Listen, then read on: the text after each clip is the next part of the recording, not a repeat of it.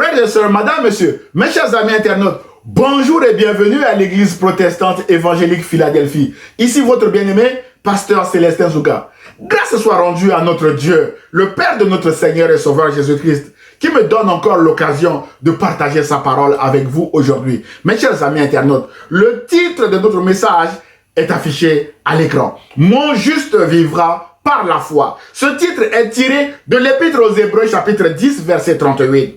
Mes chers amis internautes, frères et sœurs, cette déclaration de l'auteur de l'Épître aux Hébreux est une vérité absolue dans notre société d'aujourd'hui. En effet, nous mettons notre foi en action dans plusieurs domaines de notre vie. Par exemple, tous les jours, nous prenons la voiture, le train ou l'avion parce que nous avons la foi que ces moyens de transport nous permettent de nous déplacer rapidement d'un endroit à un autre, mes chers amis internautes. Nous allons à l'hôpital parce que nous avons la foi que le diagnostic du médecin nous permettra d'avoir un traitement adapté à notre pathologie afin de retrouver rapidement la guérison. Malheureusement, parfois, notre moyen de transport peut tomber en panne et remettre en cause notre foi, mes bien-aimés dans le Seigneur. Notre diagnostic médical peut révéler une maladie incurable ou une maladie qui n'a pas de traitement pour l'instant et remettre en cause notre foi en la médecine. Alors, que faire pour avoir une foi infaillible afin de ne pas avoir ce genre de désagrément, mes bien-aimés dans le Seigneur?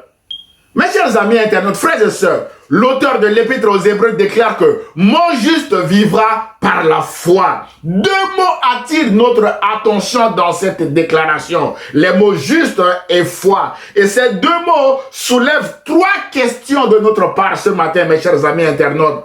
Comme affiché à l'écran, la première question sera « Qui est le juste ?» La deuxième question sera « Pourquoi le juste vivra-t-il par la foi ?» Nous allons nous poser des questions simples, mes chers amis internautes. Et la troisième et dernière question sera « Comment le juste vivra-t-il par la foi, mes chers amis ?» Frères et sœurs, ces trois questions correspondent aux trois points que nous allons aborder dans ce message. Point numéro 1, qui est le juste? Mes chers amis internautes, frères et sœurs, selon le dictionnaire Larousse, le juste est quelqu'un qui a le souci de la justice, quelqu'un qui respecte le droit et l'équité. Autrement dit, le juste est une personne qui respecte toute la loi, mes chers amis internautes.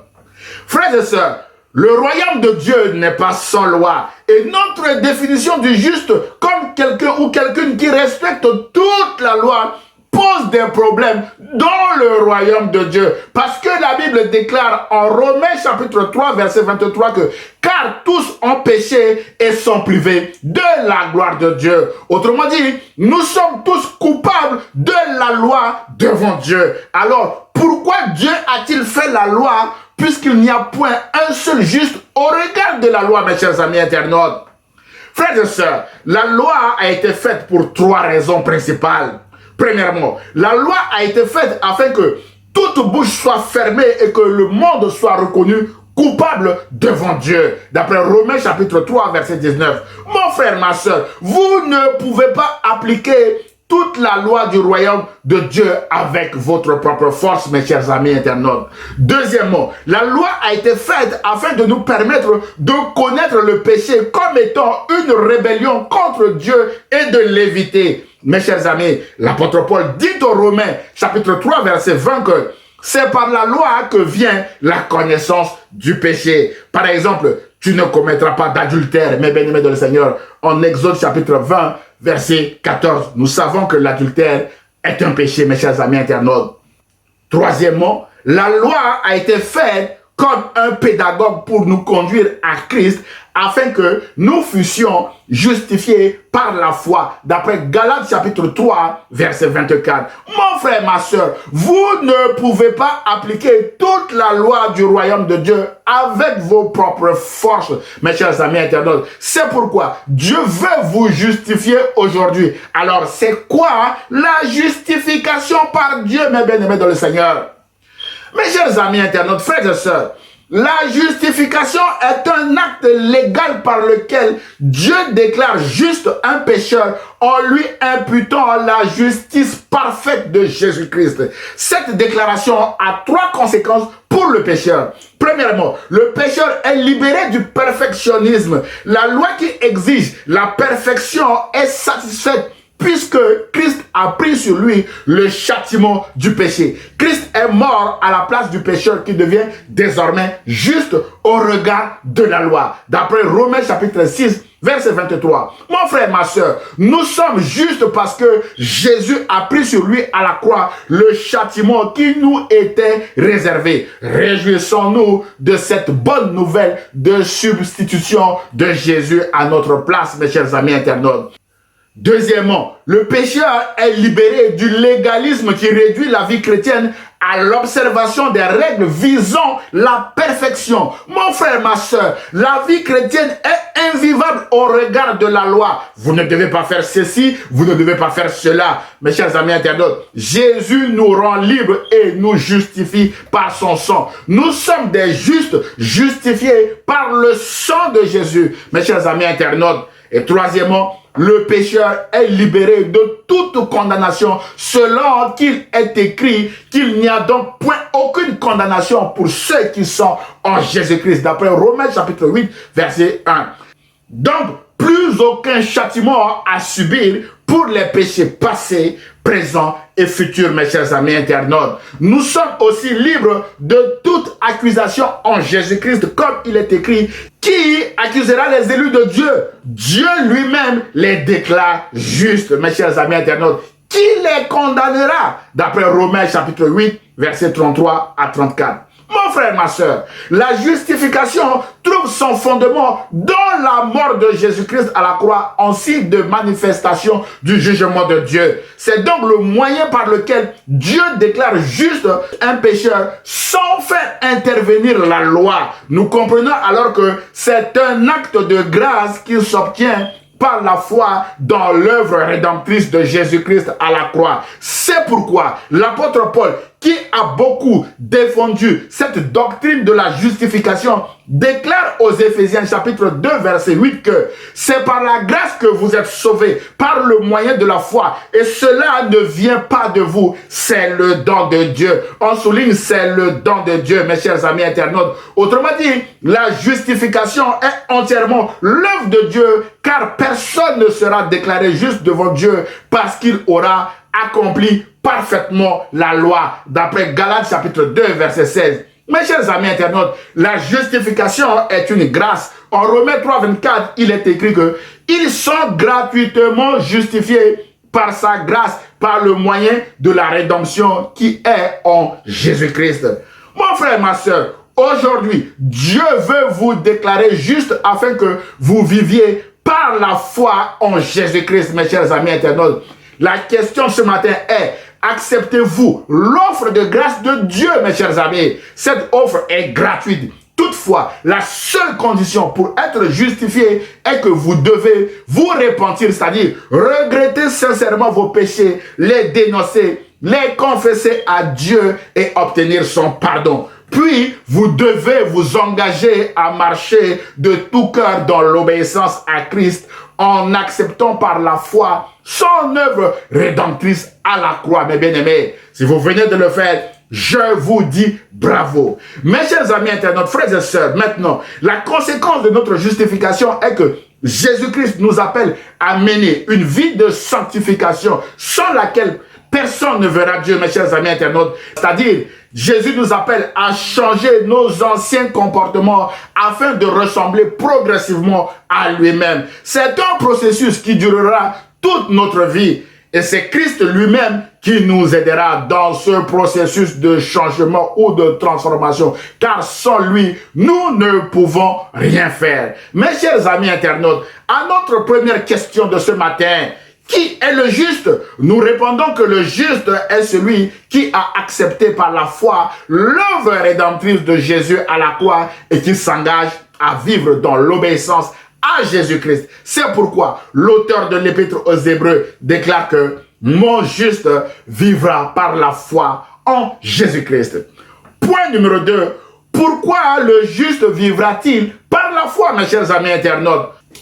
Mes chers amis internautes, frères et sœurs, après avoir nous donné une magnifique définition de la foi comme étant une ferme assurance des choses qu'on espère, une démonstration de celles qu'on ne voit pas. D'après Hébreux chapitre 11, verset 1, l'auteur de l'épître aux Hébreux répond à notre question sur pourquoi le juste doit vivre par la foi en déclarant au verset 6 que « Or, sans la foi, il est impossible de lui être agréable, car il faut que celui qui s'approche de Dieu croit que Dieu existe et qu'il est le rémunérateur de ceux qui le cherchent. » Mon frère, ma soeur, sans la foi, vous ne pouvez pas être agréable à Dieu parce que la foi, c'est croire que Dieu existe et que c'est lui qui rémunère ceux qui le cherchent, mes bien-aimés dans le Seigneur. Ainsi, mes bien-aimés, vous ne pouvez pas avoir la foi en Dieu sans Jésus-Christ parce que c'est Jésus qui est l'auteur et le consommateur de notre foi. C'est pourquoi l'auteur de l'Épître aux Hébreux nous recommande d'avoir les yeux fixés sur Jésus, d'après Hébreux chapitre 12, verset 2. Mon frère, ma soeur, peut-être que ce matin, vous avez foi dans votre curriculum vitae rempli de diplômes et d'expériences, mais malheureusement, vous n'avez pas encore trouvé du travail. Tournez vos regards vers Jésus et vous verrez la gloire de Dieu. Mon frère, ma soeur, peut-être que vous avez foi dans votre compte bancaire pour vous donner la paix et la joie. Malheureusement, vous manquez de paix et de joie intérieure. Tournez-vous vers Jésus, qui est le prince de paix, et il vous donnera sa paix et sa joie. Mes chers amis internautes, peut-être que ce matin, vous avez foi dans vos médicaments pour guérir de votre maladie. Malheureusement, votre guérison tarde encore à venir malgré votre traitement. Tournez vos regards vers Jésus, car il est écrit que c'est par ses meurtrissures que nous sommes guéris, mes chers amis internautes. Mon frère, ma soeur, toujours en réponse à notre question de ce matin, pourquoi le juste vivra-t-il par la foi? L'auteur de l'Épître aux Hébreux répond à cette question en nous donnant une longue liste de grands personnages bibliques qui ont triomphé de leurs obstacles à cause de leur foi en Hébreux chapitre 11, mes bien-aimés dans le Seigneur. Alors, voici sa réponse. La question est, pourquoi le juste vivra-t-il par la foi? Réponse, parce que c'est par la foi que Noé, divinement averti des choses qu'on ne voyait pas encore et saisi d'une crainte respectueuse, construisit une arche pour sauver sa famille. D'après Hébreux chapitre 11, verset 7. Mes chers amis internautes, votre foi sauvera aussi toute votre famille. Question, pourquoi le juste vivra-t-il par la foi? Réponse, parce que c'est par la foi qu'Abraham, lors de sa vocation, obéit et partit pour un lieu qu'il devait recevoir en héritage et qu'il partit sans savoir où il allait. Mes bien-aimés dans le Seigneur, d'après Hébreux chapitre 11, verset 8. Mon frère, ma soeur, votre foi produira l'obéissance à Dieu et vous amènera à prendre des risques contrôlés par Dieu pour son royaume, mes chers amis internautes. Question, pourquoi le juste vivra-t-il par la foi? Réponse, parce que c'est par la foi que Sarah elle-même, malgré son âge avancé, fut rendue capable d'avoir une postérité. Parce qu'elle crut à la fidélité de celui qui avait fait la promesse. Mon frère, ma soeur, votre foi brisera la stérilité, le chômage, et votre foi, mes bien-aimés dans le Seigneur, brisera les obstacles qui sont devant vous, mes chers amis internautes. Frères et sœurs, je vous invite à continuer chez vous la suite de la lecture de ce chapitre 11 d'Hébreux et à compléter la réponse à notre question de ce matin sur le pourquoi le juste devra vivre par la foi, mes chers amis internautes. Notez qu'en récapitulant nos réponses, nous pouvons dire que le juste vivra par la foi parce que sans la foi, il est impossible d'être agréable à Dieu et parce que des grands personnages bibliques, des héros ont triomphé de leurs obstacles à cause de leur foi, mes bien-aimés dans le Seigneur. Ce qui nous encourage aussi à imiter leur foi et à marcher avec Jésus-Christ, mes chers amis internautes. Point numéro 3. Comment le juste vivra-t-il par la foi? Mes chers amis, être déclaré juste par Dieu ne nous exempte pas des difficultés ou des obstacles de la vie.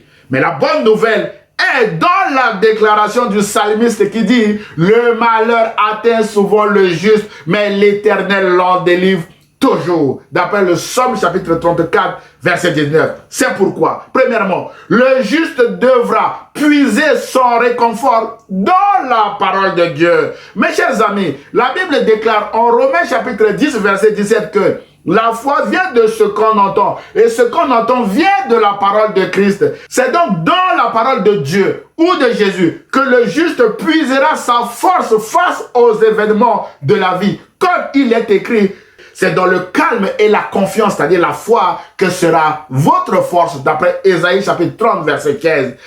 Mes chers amis internautes, frères et sœurs, le juste se souviendra de cette déclaration de Dieu à Josué chapitre 1, verset 8 qui dit que ce livre de la loi, aujourd'hui représenté par la Bible, ne s'éloigne point de ta bouche. Médite-le jour et nuit pour agir fidèlement selon tout ce qui y est écrit. Car c'est alors que tu auras du succès dans tes entreprises. C'est alors que tu réussiras. Fin de citation. C'est pourquoi le juste méditera la parole de Dieu jour et nuit et l'utilisera aussi comme une épée à double tranchant dans bien de situations de sa vie, mes chers amis internautes. La parole de Dieu, mes bien-aimés dans le Seigneur, est aussi un bouclier qui protège le juste face aux mensonges du diable, mes chers amis internautes. C'est ainsi que lorsque le juste sera face à une situation qui le trouble ou qui l'accable, le juste se souviendra de cette parole de Jésus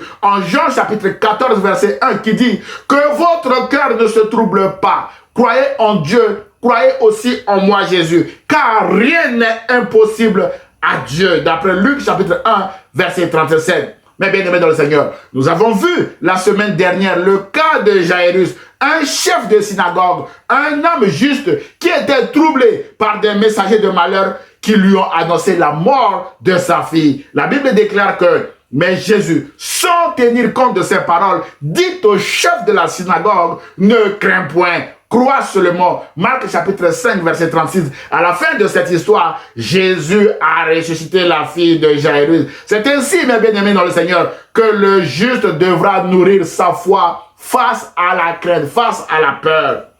Mes chers amis internautes, frères et sœurs, face à la maladie, le juste se souviendra que dans la région de Génézareth, tous les malades qui touchaient le bord du vêtement de Jésus étaient guéris. D'après Matthieu chapitre 14, verset 34 à 36. Ainsi donc, la parole de Dieu sera une lampe au pied du juste et une lumière sur son sentier. D'après Psaume chapitre 119, verset 105. Mes chers amis internautes, il arrivera aussi que le juste se retrouve face à des montagnes de la vie. Mes bien-aimés dans le Seigneur. Alors, le juste se souviendra de cette déclaration de Jésus en Marc chapitre 11, verset 22 à 24, où Jésus a dit, « Ayez foi en Dieu. Je vous le dis, en vérité, si quelqu'un dit à cette montagne, ôte-toi de là et jette-toi dans la mer, et s'il ne doute point en son cœur, mais croit que ce qu'il dit arrive, il le verra s'accomplir. » Verset 24, « C'est pourquoi je vous dis, tout ce que vous demanderez en priant, croyez que vous l'avez reçu et vous le verrez s'accomplir, dit Jésus. C'est ainsi, mes bien-aimés, que le juste ôtera les montagnes devant lui en dépendant de Jésus par sa prière. Mes bien-aimés dans le Seigneur, mes chers amis internautes, frères et sœurs, le juste devra mener ici une vie de prière parce que la prière fervente du juste a une grande efficacité, déclare Jacques chapitre 5 verset 16. Rappelons-nous, mes bien-aimés dans le Seigneur, que lorsque les disciples ont prié face aux ennemis de la croix, la terre a tremblé sous leurs pieds en Actes chapitre 4 verset 31. C'est pourquoi l'apôtre Paul invite le juste à prier sans cesse d'après 1 Thessaloniciens chapitre 5 verset 17 parce que la prière est son seul moyen de communiquer avec Jésus et de résister aux ennemis de la croix. Mes chers amis internautes, frères et sœurs, le juste devra aussi être humble et attendre le temps de Dieu avec une bonne attitude parce que les paroles de Dieu s'accomplissent toujours en leur temps. D'après Luc chapitre 1 verset 20. Autrement dit, le juste devra être patient et bannir l'impatience de son vocabulaire parce que l'impatience est très dangereuse. L'impatience peut conduire à l'orgueil et à l'idolâtrie. Je décide de ne pas attendre le temps de Dieu et je conclue un accord même avec le diable pour obtenir très rapidement ce que je veux. Non, mes bien-aimés dans le Seigneur. C'est exactement ce qui s'était passé dans le désert avec l'épisode du veau d'or. Le peuple refuse d'attendre Moïse qui s'entretenait avec Dieu sur la montagne et fabrique son faux Dieu en veau d'or pour avancer sans Dieu. Mes chers amis internautes, c'est dangereux d'avancer sans Dieu. Résultat des courses, 3000 morts en une journée dans le désert, d'après Exode chapitre 32. C'est pourquoi, mes chers amis internautes, le juste doit être patient, car Dieu n'est jamais en retard ni en avance. Mes chers amis internautes, le juste devra laisser le Saint-Esprit le diriger. C'est ainsi qu'il produira les fruits de l'Esprit qui sont l'amour, la paix, la joie et bien d'autres, comme dit dans Galates chapitre 5, verset 22. Mes bien-aimés dans le Seigneur, le juste doit aussi semer les mêmes graines d'amour, de paix, de joie autour de lui, dans sa famille, dans son lieu de travail et aussi dans son quartier ou dans son pays. Mes chers amis internautes, sachant que ce que nous sèmons, nous moissonnons également, mes chers amis internautes. Enfin, le juste devra vivre sa foi dans une assemblée ou dans une église avec des frères et des sœurs, mes bien-aimés dans le Seigneur, qui vont également prier pour lui, mes chers amis internautes, car il est très difficile de vivre sa foi de façon isolée. Le disciple Thomas a manqué la première apparition de Jésus après sa résurrection parce qu'il s'était isolé des autres disciples. Le psalmiste déclare dans le psaume 133 qu'il est agréable, qu'il est doux pour des frères de demeurer ensemble. C'est là que l'Éternel envoie la bénédiction, la vie pour l'éternité. Voilà ce que nous pouvons dire sur comment le juste vivra par la foi. En conclusion de notre message de ce matin, mes chers amis internautes, nous avons vu que le juste est celui qui a accepté Jésus-Christ comme son Seigneur et son Sauveur et qui a décidé de marcher dans l'obéissance à Jésus-Christ. Si vous venez, mes bien-aimés, de prendre cette décision, vous êtes maintenant un homme ou une femme juste. Désormais, c'est par la foi que vous vivrez votre nouvelle vie de juste parce que sans la foi, il est impossible de plaire à Dieu. Et c'est par la foi que de grands personnages bibliques ont triomphé des obstacles et des difficultés de la vie. Alors, marchez sur le pas de ces héros de la foi en Hébreux chapitre 11, mes bien-aimés dans le Seigneur, et vous triompherez également de vos obstacles. Enfin, l'auteur de l'Épître aux Hébreux déclare en Hébreux chapitre 10, versets 38 à 39 que encore un peu de temps, celui qui doit venir viendra, et il ne tardera pas, et mon juste vivra par la foi. Mais s'il se retire, mon âme ne prend pas plaisir en lui. Nous ne sommes pas de ceux qui se retirent pour se perdre, mais de ceux qui ont la foi pour sauver leur âme. Mes chers amis internautes, frères et sœurs, Jésus revient bientôt. Êtes-vous prêts pour son retour? Pour être prêts, mes bien-aimés dans le Seigneur, gardez la foi en Jésus-Christ afin que vous soyez de ceux qui ont la foi pour sauver leurs âmes, mes bien-aimés dans le Seigneur. Restez vigilants, tenez ferme dans la foi, soyez courageux, fortifiez-vous dans le Seigneur, dit l'apôtre Paul en 1 Corinthiens chapitre 16, verset 13. J'ose espérer que ce message vous a fait du bien. Alors, aimez-le, commentez-le et partagez-le à vos proches, mes chers amis internautes. Que Dieu vous bénisse. Prions le Seigneur. Seigneur Jésus, aide mon frère ou ma soeur qui vient de regarder cette vidéo à t'accepter comme son Seigneur et son Sauveur, à vivre désormais par la foi, à marcher dans ta victoire et à être prêt pour ton retour imminent. Je prie au nom de Jésus et l'Église protestante évangélique Philadelphie répond Amen. Frères et sœurs, mes chers amis internautes, si vous avez aimé le message, merci de le liker et de le partager à vos proches. Vous pouvez également m'envoyer un mail d'encouragement, vos sujets de prière, voire même des questions ou remarques sur le message à église-philadelphie 78500@gmail.com. J'aurai le plaisir de vous répondre. À dimanche prochain à 10 h sur la page Facebook ou sur la chaîne YouTube de l'Église protestante évangélique Philadelphie. Et ce, si Dieu le veut. À très bientôt mes chers amis internautes. Au revoir.